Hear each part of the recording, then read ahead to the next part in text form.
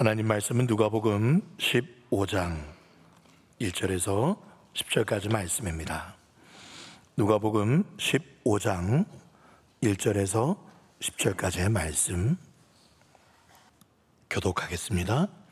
모든 세리와 죄인들이 말씀을 들으러 가까이 나아오니 바리새인과 서기관들이 수군거려 이르되 이 사람이 죄인을 영접하고 음식을 같이 먹는다 하더라. 예수께서 그들에게 이 비유로 이르시되 너희 중에 어떤 사람이 양 100마리가 있는데 그 중에 하나를 잃으면 99마리를 들에 두고 그 잃은 것을 찾아내기까지 찾아다니지 아니하겠느냐.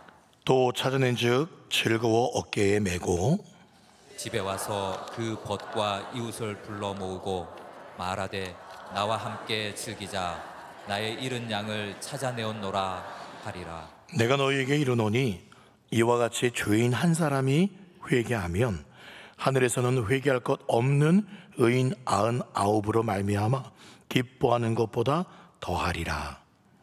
어떤 여자가 10 드라크마가 있는데 하나를 잃으면 등불을 켜고 집을 쓸며 찾아내기까지 부지런히 찾지 아니하겠느냐.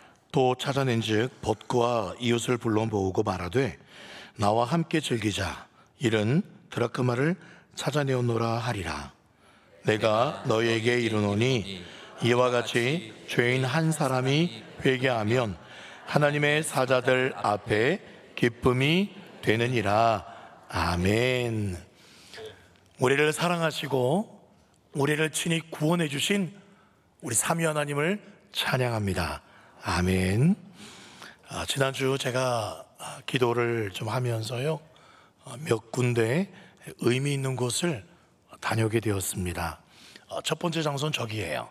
네, 저희가 어디냐면 양산에 있는 감림산 기도원입니다. 저기는 그 기도원의 산 중턱쯤에 있는 한 기도굴이에요. 혼자들 할 수 있는 기도굴인데 요즘에 제가 기도굴 들어가서 깜짝 놀랐습니다. 없는 게 없어요. 기도굴 안에 이렇게 컴퓨터를 올려놓을 수 있는 테이블도 있었고요. 또 저 뒤에 보면은 이불도 있어요. 예. 그리고 제 등 뒤에 보시면은 그림이 그려져 있죠. 저게 뭘까요? 예, 나라를 위해서 구국 기도하라고 태극기도 있었어요. 그리고 참 인상적인 게 또 기도하다가 은혜 받으면 내려와서 헌금하지 말고 바로 저기서 헌금하라.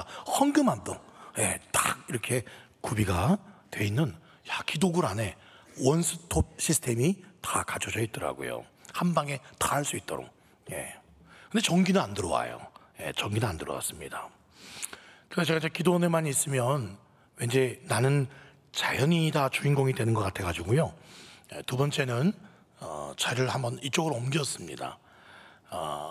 저희가 어디냐면은요, 한강 이남에서 제일 크다고 알려진 수용로 교회라는 교회입니다.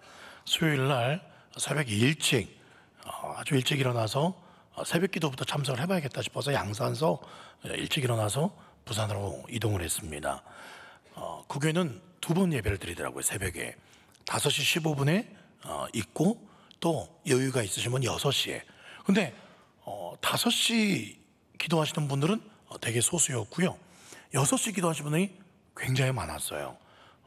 또 장소도 5시 15분 기도는 밑에 소예배실에서, 그리고 6시 기도는 저 본당에서 이렇게 예배를 드렸습니다. 그렇게 두 번 한번 예배를 드려보았고요. 그 이후에 기도 끝난 후에 아침부터 저녁까지 하루 종일 바로 저 수용로 공단 뒷쯤에서 기도하면서 주님의 은혜를 구했습니다. 하루 종일 앉아 있었는데 사람들이 왔다 갔다 하더라고요. 아마 누가 보면 제가 수용로교회 담임 목사인 줄 알 수도 있지 않았을까. 네. 그리고 제가 한 군데를 더 방문을 했습니다.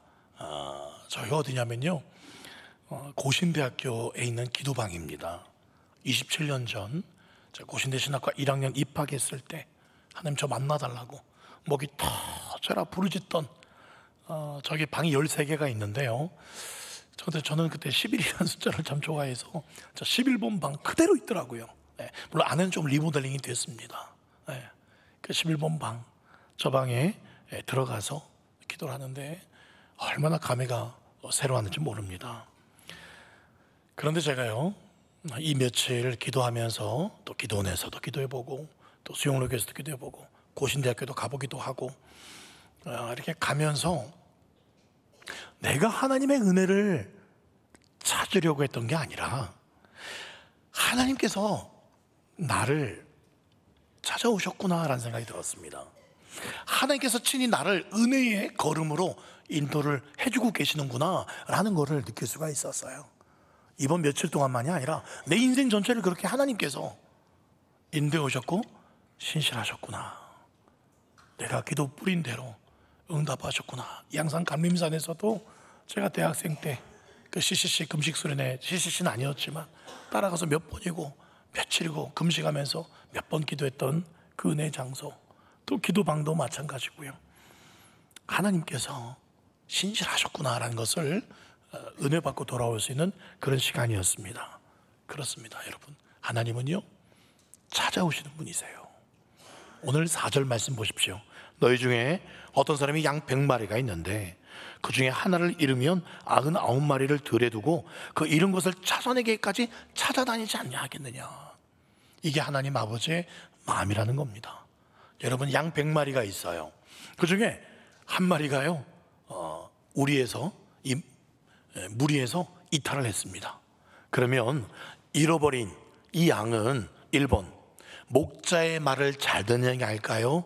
2번 목자의 말을 잘 안 듣는 뺀질거리는 양일까요? 몇 번일까요? 네, 2번이겠죠. 목자의 말을 잘 들었으면 길을 잃어버리지 않았을 겁니다. 이런 양의 특징은요, 다시 이 목자가 데리고 와도요, 한 번 말 안 들으면 여전히 그래도 나를 또 구해주네? 또 뺀질거리고 또 무리해서 떠날 확률이 큽니다. 사실 목자는요, 이 99마리의 이 말 잘 듣는 양들, 얘들도 잘 보살펴야 되잖아요. 그런데 이 골칫거리, 이 한 마리 때문에 이렇게 할 필요가 없어요. 그냥 이 한 마리 포기하는 셈 치고 그냥 99마리 잘 해도 됩니다. 그럼에도 목자는요, 이 99마리를 들여다 두고 한 마리를 기어코 찾아 나섭니다.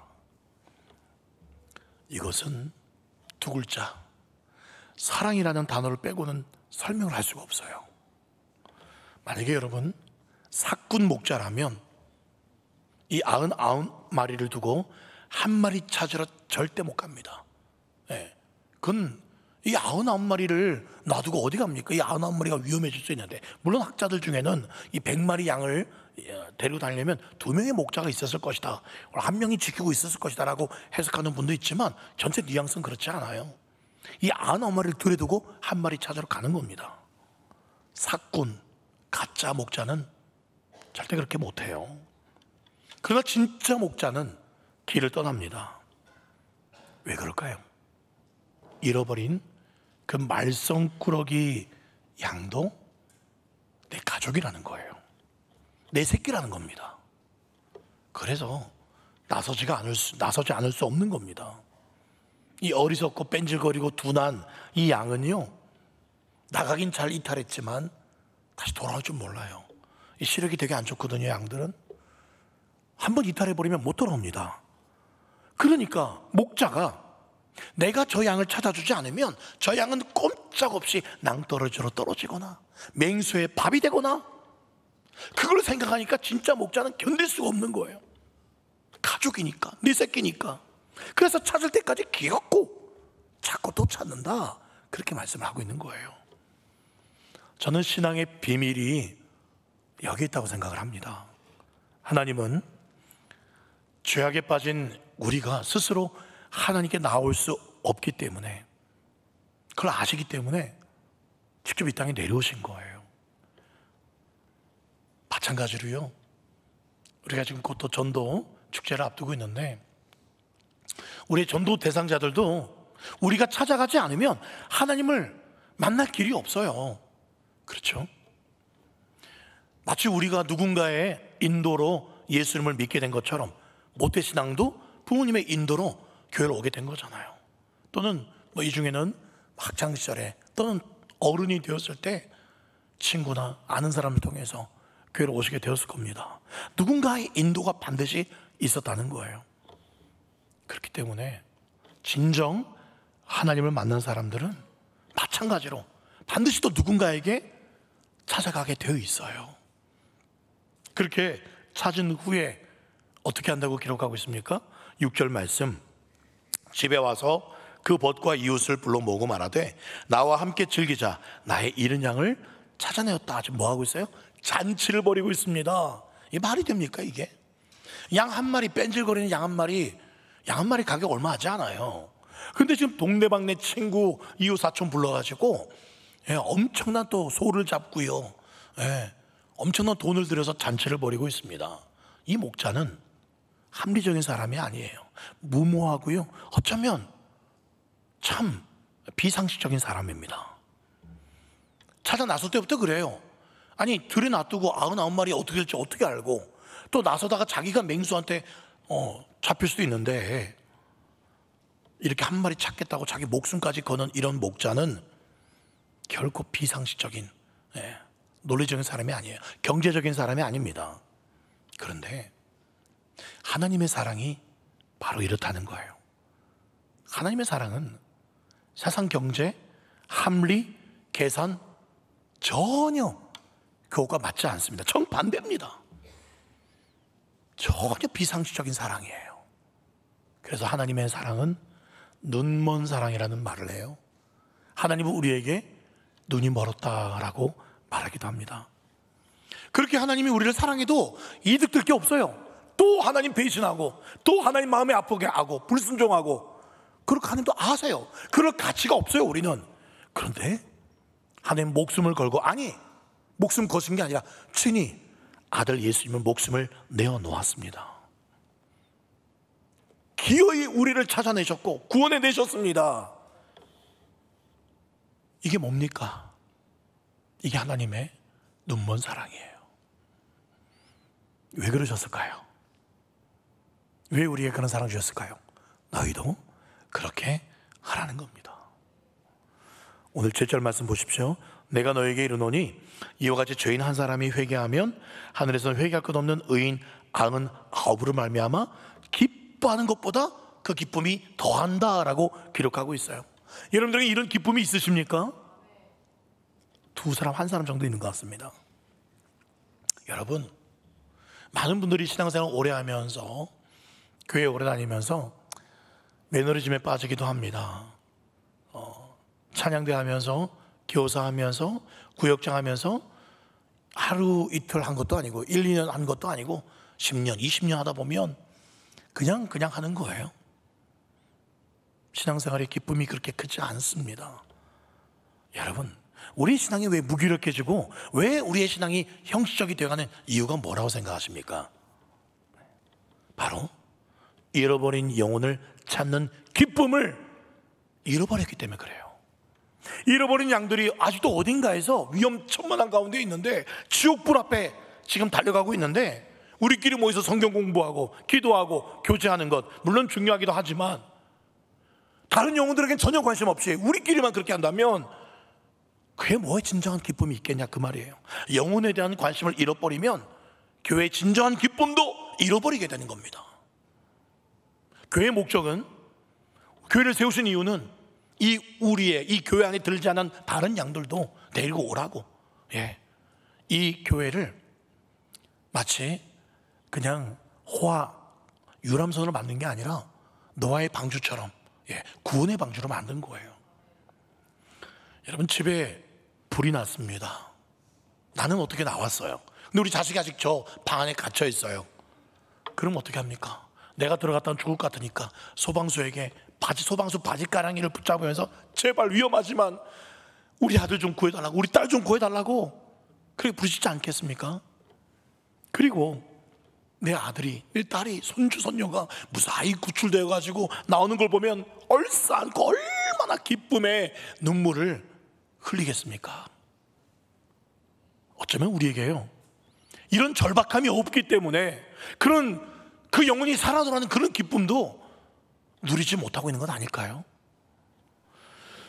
유종옥이라는 사모님이 계세요. 목사님 사모님이신데요.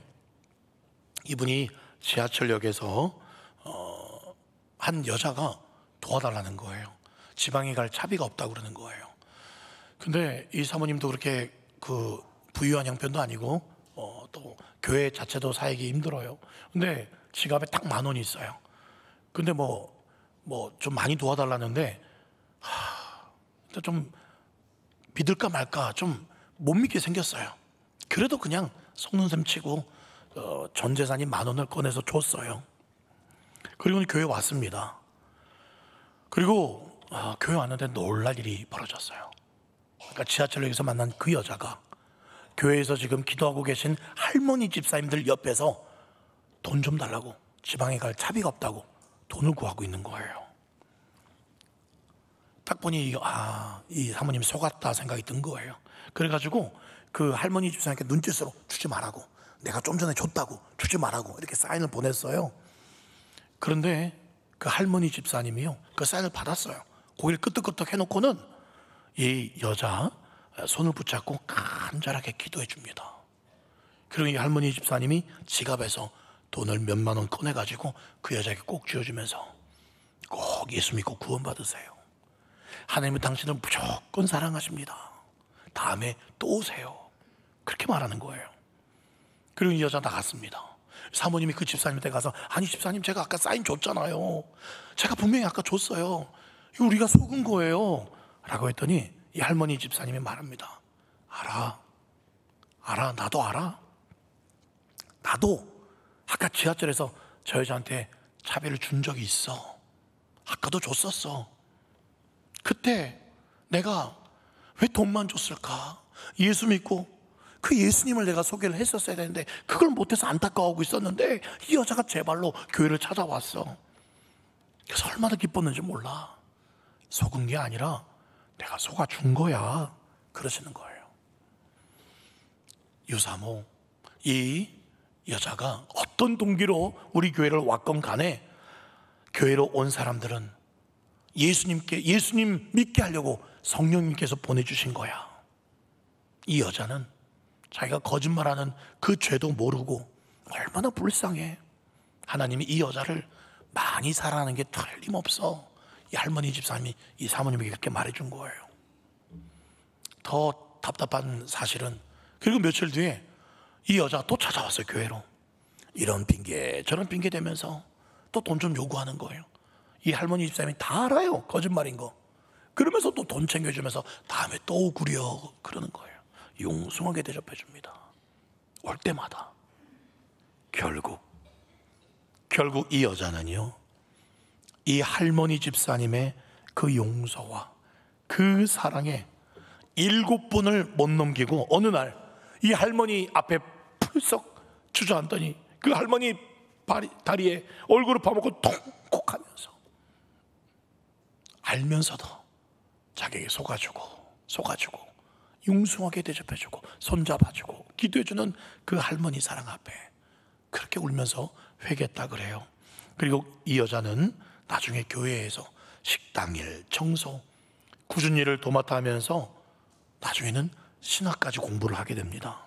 그리고는 중국 전역을 선교하는 선교사가 되었다 그래요.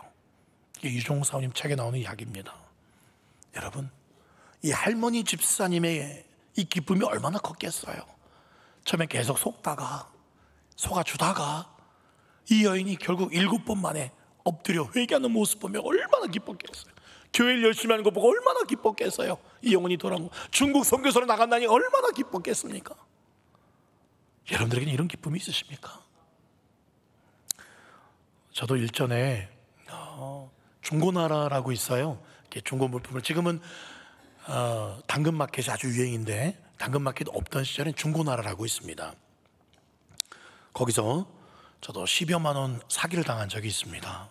우리 성도님들 중에도 아마 보이스피싱이나 이런 어려움 때문에 곤란한 경우를 겪으신 분도 계실 겁니다. 아주 큰 액수일 경우는 그런 법적으로 또 도움을 받아야 되긴 합니다.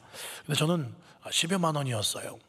근데 사기인 거를 나중에는 알고는 입금을 했는데 연락이 없는 거예요. 전화를 했더니 그렇게 전화 처음에 통화도 잘했어요. 문자도 주고받았습니다. 입금을 딱 했어요. 입금 딱 하고 전화를 했더니 또 전화를 안 받아요. 계속 고객의 전화가 꺼져 있으니 계속 그런 거예요. 아, 불사. 너무 분했습니다. 경찰에 신고할까? 이런 경우 경찰에 신고하면 잡을 수도 있는 확률이 있다 하더라고요. 근데 제가 아까 말씀드렸던 이중욱 사모님 이야기가 생각이 났습니다. 그래서 이 문자는 계속 주고받은 게 있으니까 이 문자는 아직 살아있을까 봐 문자로 제가 이렇게 글을 남겼어요. 선생님께서 저를 속이셨어도 괜찮습니다. 선생님도 꼭 예수님 믿고 천국 가시면 좋겠습니다. 선생님, 예수님 안에 진짜 행복이 있어요. 제가 그렇게 문자를 남겼습니다. 답장이 왔을까요? 안 왔을까요?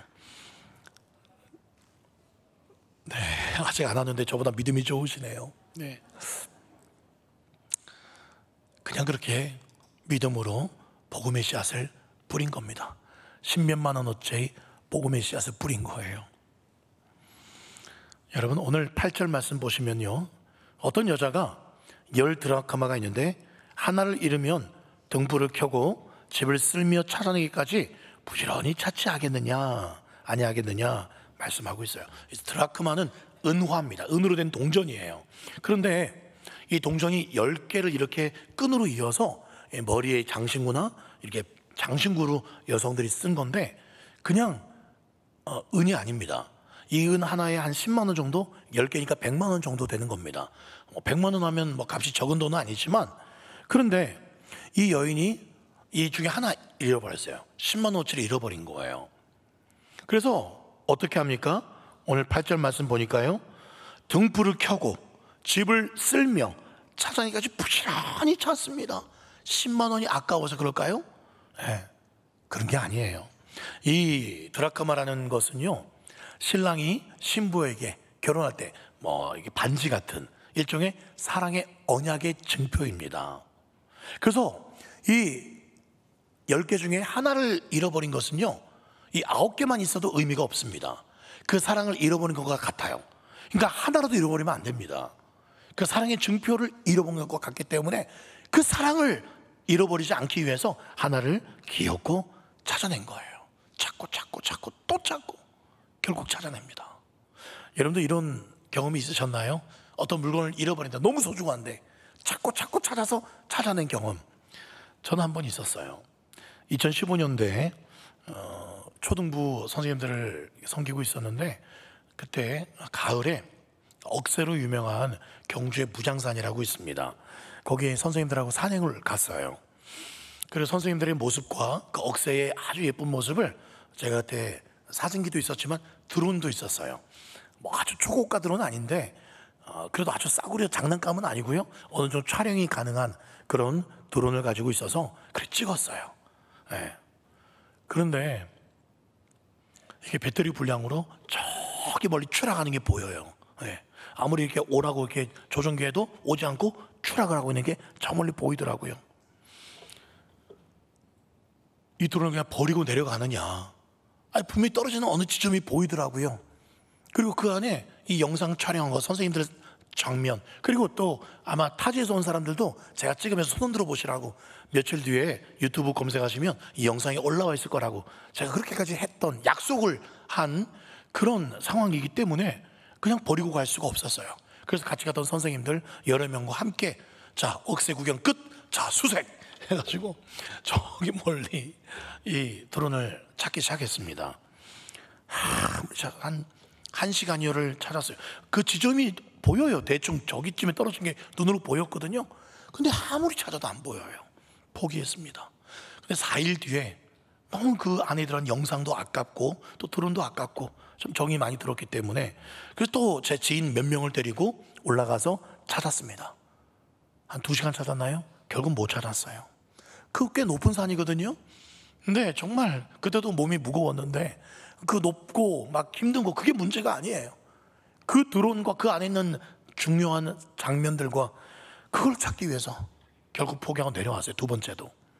그리고 일주일 뒤에 월요일 날 새벽에 교회에서 기도하는데 주님께 제 마음에 이런 감동 주세요. 깊은 곳에 그물을 던져라 라는 마음의 감동을 주셔요. 네가 찾던 거기 말고 좀 더 깊은 곳에 가서 그물을 던져라. 그런 이상한 감동을 주셨어요. 이 주님의 사인이겠다라는 그런 생각이 들어서 아내한테는 월요일날 잠깐 내가 바람 좀 쐬고 싶다고, 개인적으로 바람 쐴 일이 있다고 하고 얼른돈 산에, 그 높은 산에 그 땀을 흘려가면서 올라갔지요. 그리고 늘 찾아 헤매던 지점보다 좀 더 밑으로 갔어요. 놀랍게 한 나무와 냇물 그 사이에서, 하얀색 드론이었는데 그 냇물에 빠졌으면 못 쓰는 거예요. 근데 냇물 바로 옆에, 나무 옆에 아주 살포시 앉아가지고 왜 이제 왔냐는 듯 저를 이렇게 딱 쳐다보고 있어요. 주인님 왜 이제 오셨어요? 저는 이렇게 살포시 앉아 기다리고 있었어요. 근데 그 드론을 딱 발견하는 순간 눈물이 핑 돌았어요. 하나님이 찾게 해주셨다는 그 기쁨도 있었고요. 또 한 가지는 내가 영혼 전도를 위해서 이렇게까지 내가 찾고 애를 써본 적이 있었던가, 회개의 마음이 들었어요. 여러분, 무엇인가를요 끝까지 찾으려고 하는 사람과 중간에 포기하는 사람과의 차이가 뭔지 아십니까? 그 찾으려고 하는 그 대상을 얼마나 중요하게 생각하느냐, 그렇지 않느냐의 차이입니다. 오늘 10절 말씀 보십시오. 내가 너에게 이르노니 이와 같이 죄인 한 사람이 회개하면 하나님의 사자들 앞에 기쁨이 된다. 지금요, 이 죄인 한 사람이 돌아왔는데 하나님과 하나님의 사자들, 천군 천사지 않습니까? 얼마나 많은 그런 하늘의 천군 천사들이, 그러니까 온 우주가요 죄인 한 사람 돌아왔다고 지금 춤추고 난리가 났어요. 온 우주의 기쁨이에요, 한 사람 돌아왔다고. 사랑하는 여러분, 하나님은 우리의 예배를 기뻐 받으십니다. 그렇죠? 근데 주님은요 우리의 예배보다도 더 기뻐하시는 게 있어요. 그게 바로 한 영혼이 주께 돌아오는 겁니다. 그래도 목사님 예배도 기뻐하시겠죠. 물론 예배도 기뻐하시지만 한 영혼이 돌아오는 것을 더 기뻐한다고 저는 말씀에 그렇게 해석이 돼요. 7절 말씀 보십시오. 내가 너희에게 이르노니 이와 같이 죄인 한 사람이 회개하면 하늘에서는 회개할 것 없는 의인 99명이 천국에서 예배 드리는 것보다도 한 명이 돌아오는 것을 더 기뻐한다고 써 있잖아요. 저는 그렇게 해석이 됩니다. 여러분, 교회가 왜 무기력해질까? 영혼에 대해서 관심을 잃어버리기 때문이라고 저는 생각합니다.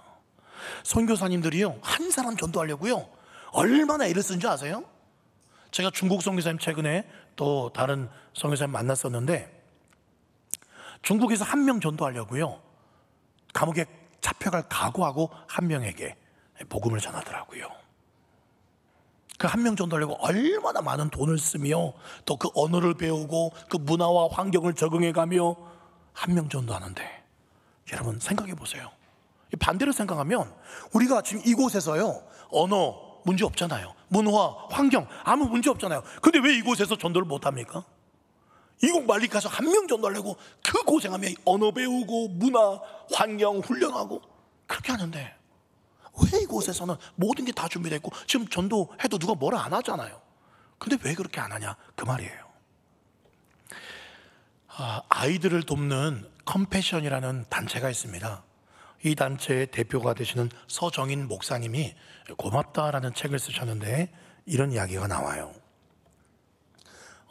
예수를 믿지 않은 가정에 한 여자아이가 백혈병을 앓기 시작했습니다. 근데 이 여자를 도우려고 하다 보니까요 이 서정인 목사님, 이 대표가 골수가 맞는 거예요. 전혀 모르는 가정이고 믿지 않은 가정이에요. 그래서 골수 이식을 해주게 됩니다. 근데 해주다 보니까요 그 의료 사고가 일어났어요. 그래서 이 목사님도 하마터면 목숨을 잃을 뻔했습니다. 근데 겨우겨우 잘 되어서 목사님도 살고 이 아이도 살게 되었습니다. 그런데 5개월이 지나자 이 아이가 병이 재발을 하게 되었습니다. 그래서 그 부모가 이 목사님에게 연락을 해왔습니다. 혹시 목사님 죄송한데 한 번만 더 골수 기증을 해주시면 안 될까요? 그런데 문제가 있어요. 다시 골수를 이렇게 기증하고 해준다 해도 이 아이가 살아날 확률은 1%밖에 되지 않는다 그래요. 그런 거를 이 아내와 이 목사님 아내와 주위 사람들이 듣고는 아니 하지마 목사님 할 만큼 했습니다. 할 만큼 했어요. 다시 또 기증했다가 목사님도 위태하고, 아니 또 해봤자 살 가능성이 1%밖에 안 되는데 안 하는 게 좋을 것 같다고 주위 다 말리는 거예요. 그래서 목사님도 편지를 썼습니다. 그 부모에게 죄송합니다, 이번엔 조금 어려울 것 같다고 그렇게 편지를 쓰고는 안 하려고 했어요. 그런데 한 장로님이 이 목사님에게 이렇게 말해요. 목사님, 하시지요. 저의 큰아이가 백혈병으로 오래전에 세상을 떠났습니다. 이 아이의 그 아이의 부모의 심정도 말할 수 없이 지금 힘들 겁니다. 그 아이가 살고 죽고를 떠나서 그 아이와 그것도 믿지 않는 부모님에게 이 하나님의 사랑을 전하는 기회가 되지 않겠습니까? 라고 장로님 말하셨어요. 그리고 이 목사님이 하나님께 한 번 더 기도합니다. 하나님, 어떻게 하면 좋을까요? 근데 하나님께서 이런 마음에 감동을 주시더래요. 서 목사, 만약에 그 여자아이가 네 딸이었으면 네가 포기했겠니? 라는 마음을 주시더래요. 설사 1%의 가능성밖에 없다 하더라도 네 딸이었으면 네가 포기했겠니? 그런 감동을 주셨어요. 그러면서 하나님께서 한 번 더 이 목사님에게 이런 마음을 주셔요. 그 아이는 내 아이야. 아직 믿지 않은 아이입니다. 하나님 모르는 아이예요. 근데 하나님 감동 주시길, 그 아이는 내 아이야. 그리고는 그런 응답을 받고는 편지를 씁니다. 그 부모에게 제가 생각이 바뀌었습니다 하고는 제목이 뭐라 쓰냐면 부끄러운 목사 쓰면서 그간의 저의 상황을 쭉 설명을 하면서 결국 저는 하나님께 항복했기 때문에 골수이식을 하기로 했습니다. 그리고 편지를 쓰는데 눈물이 쏟아져 나오더래요. 그 부모 생각하니, 그 부모는 이 딸, 이제 곧 죽을 딸 생각하니까 애간장이 녹을 그 부모 생각하니까 그제서야 이 목사님도 똑같은 마음이 돼서 눈물이 막 쏟아지는 거예요. 그리고는 그 편지 말미에 이렇게 씁니다. 우리 예수님께 매달립시다. 이 아이가 살고 죽는 거는 하나님이 정하셨다라고 믿습니다. 우리 예수님을 믿고 예수님 붙잡읍시다 라고 썼어요. 그리고 얼마 지나지 않아 부모에게서 답장이 옵니다. 5장이나 긴 편지로 답장이 왔는데 이 한 장 한 장마다 눈물이 떨어져 있는 흔적이 남겨져 있는 거예요. 그 부모의 눈물이겠죠. 그 분이 이렇게 답장을 썼어요. 한 번도 아니고 2번이나 골수이식을 해주신다니 너무나 감사합니다. 저도 목사님이 말씀하시는 그 예수님이 누군지는 모르겠지만 믿고 매달리겠습니다. 기도하겠습니다. 여러분, 어떻게 되었을까요? 목사님도 살고 1%의 가능성을 뛰어넘어서 이 아이도 건강을 되찾게 되었습니다. 그리고 온 가족이 예수를 믿게 되었고요. 그리고 그 아이의 아버지도 다른 아이한테 골수이식을 해주게 되었다고 합니다. 그러면서 서정희 목사님이 그 1년의 과정 속에 주님으로부터 한 번 더 음성을 들어요. 물론 마음의 음성이겠죠. 서 목사 고맙다. 서 목사 고맙다 라는 그런 음성을 들으셨다 그래요. 그래서 책 제목이 고맙다예요. 고맙다 내 아들아, 고맙다. 주님께서요 이 목사님에게 뭐가 그리 고마우셨을까 생각을 해보니, 나도 너를 구원하려고 내 살과 피를 아낌없이 주었던 너도 그렇게 위험한 상황 속에서도 그 아이와 그 아이의 육신과 영혼, 그 아이의 그 가족 구원을 위해서 너의 골수를 아낌없이 이식해 주었구나. 아들아, 이제 내 마음을 알겠냐? 네가 내 마음과 같이 골수 이식을 해줘서 고맙다, 고맙다 아들아. 그렇게 하신 게 아닐까 생각을 합니다. 사랑하는 여러분, 여러분들은 한 영혼을 구원하시기 위해서 무엇을 드리시겠습니까? 주님은요 우리에게도 너 골수를 바쳐라 그렇게 요구하지 않으세요? 하나님은 우리의 믿음 분량 알기 때문에, 이 서 목사님은 그렇게 분량이 되기 때문에 그렇게 요구하신 거예요. 우리에게 많은 거 요구하지 않으세요? 마태복음 28장 19절 말씀, 그러므로 너희는 가서 가기를 바라는 겁니다. 영혼들에게 마음을 품고 그냥 가기를 원하세요. 가지 않으면 아무 일도 일어나지 않습니다. 우리 고신교회에서 제일 전도 많이 하는 교회 중에 하나가 부산 세계로 교회입니다. 선현보 목사님, 전도가 너무 쉬워요. 책도 쓰신 그 세계로 교회에 전도 모토가 있습니다. 표어가 있어요. 그게 뭐냐면 가면 있고 안 가면 없다. 그래서 우리가 수요일 날 이걸 외치고 전도 나가잖아요. 한번 따라해 볼까요? 가면 있고 안 가면 없다. 간단합니다. 간단해요. 발걸음이 무겁고 오늘도 수요 더 전도 나가야 되나 그런 마음이 저도 좀 들어요. 더 부끄럽기도 하고 또 어떻게 누굴 또 만나서 해야 되나, 또 상점에 어떻게 들어가나 그런 부담감이 있습니다. 그런데 그냥 가요. 나가면 언제 그러냐는 듯이 진짜 아무 상점 다 들어가게 됩니다. 그런데 새가족 중에 이런 말 하시는 분도 계세요. 목사님, 사실 저는 이 교회 오기 직전까지 아무도 나에게 교회 가자는 말, 예수 믿으라는 말 한 번도 들어본 적이 없어요 라고 말하는 분들이 종종 있습니다. 정말 있어요. 그런 사람들이 있어요. 심지어 어떤 성도님들은요, 저한테 그러니 간증하시더라고요. 들어보셨을 겁니다. 전도지 한 장 누가 건네주는데 전도지를 딱 자기가 받는 순간 전기가 오더래요. 그리고는 그분이 그냥 예수 믿고 천국 가세요 하는 한마디 말이 천둥소리처럼 들리더래요.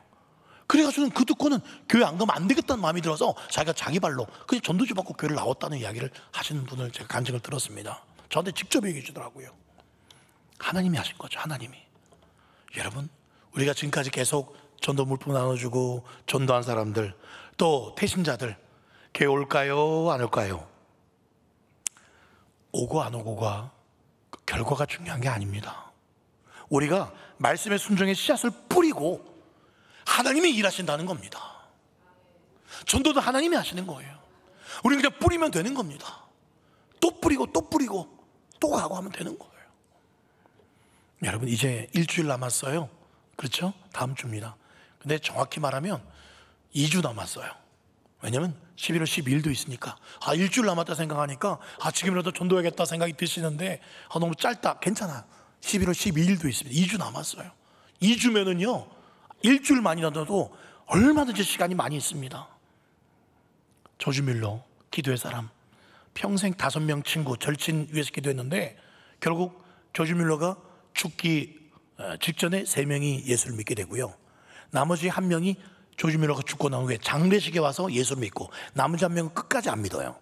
근데 몇 년 뒤에 친구들이 조지 뮬러가 너를 위해서 평생 기도했어. 조지 뮬러가 죽은 후에 이 마지막 한 사람도 예수를 믿게 됩니다. 여러분, 갈라디아서 6장 9절 말씀에 우리가 선을 행하되 낙심하지 말지니 포기하지 않으면 때가 이르매 거두리라. 하나님이 반드시 응답하십니다. 저는 확신이 있어요. 하나님이 나 같은 것도 구원해 주셨는데 구원받지 못할 사람 아무도 없다. 저는 믿습니다. 잊지 마십시오. 아까 제가 원래 늘 찬양대 찬양을 우리 장로님이 미리 주세요. 근데 옛날에는 그 찬양을 제가 유튜브에 한번 들어봐요.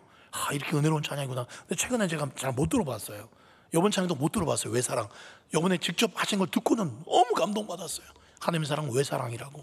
그리고 끝에 뭐라고 그랬습니까? 끝에 하나님께서 지워졌네요.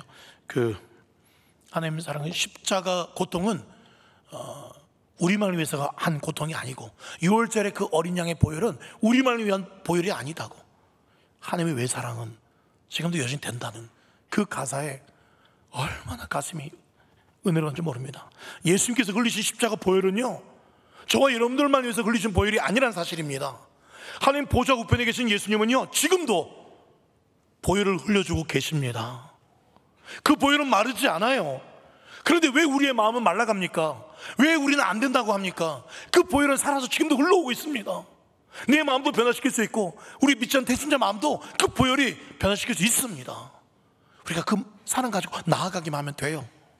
제 꿈은요, 설교 잘하는 목사 아닙니다. 물론 설교 잘하는 것도 중요하겠죠.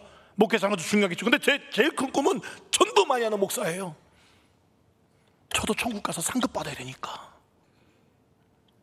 여러분, 최고의 목사는요, 설교 잘하는 목사, 물론 그것도 참 귀한 일이겠지만 전도 제일 잘하는 목사가 제일 좋은 목사입니다.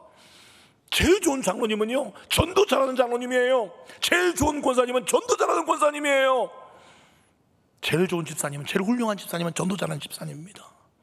전도자라는 성도님이에요. 이것이 최고의 타이틀입니다. 물론 섬김자라고 또 뭐 열심히 충성, 그것도 참 귀하지만 전도자라는 목사, 전도자라는 장로님, 권사님, 집사님, 하나님 보시기에 최고예요. 그분들이 진짜 최고예요. 말씀을 맺겠습니다. 여러분, 노후 준비보다도 더 중요한 게 사후 준비입니다. 죽음 이후를 준비하는 거죠. 제가 늘 말씀드린 것처럼 우리가 이 땅에 가지고 있는 땅, 집, 뭐 돈 아무것도 천국 못 가져갑니다. 딱 한 가지 가져갈 수 있어요. 우리가 전도한 영혼들만 천국에 데리고 갈 수 있습니다. 천국 가서 여러분 무슨 자랑하면서 영원토록 사시겠습니까? 데살로니가전서 2장 19절, 우리의 소망이나 기쁨이나 자랑의 면류관이 무엇이냐? 예수님이 강림하실 때에 주 예수 앞에 내가 전도한 너희들이 아니냐? 사도 바울이 그렇게 말했어요. 그러면서 사도 바울이 20절에 너희는, 내가 전도한 너희는 나의 영광이요 기쁨이다.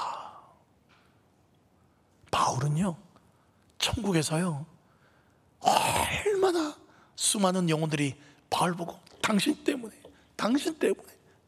내가 이거 천국 오게 되었다고, 우리도 천국 가서 우리가 데리고 간 영혼들이 정말 고맙다, 이렇게 좋은 천국인 줄 몰랐다고, 정말 고맙다고 그렇게 해야 되지 않겠습니까?